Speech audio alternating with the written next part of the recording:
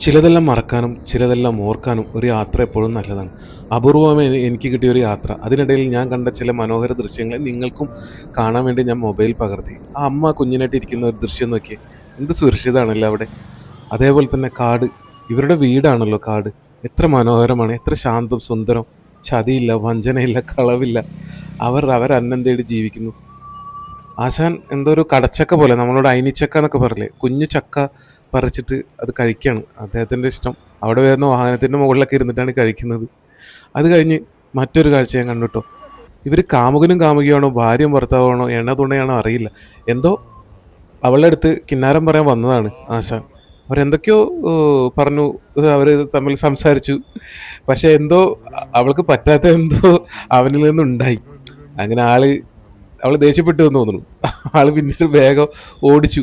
ആള് ജീവനും കൊണ്ട് ഓടി രക്ഷപ്പെട്ടു.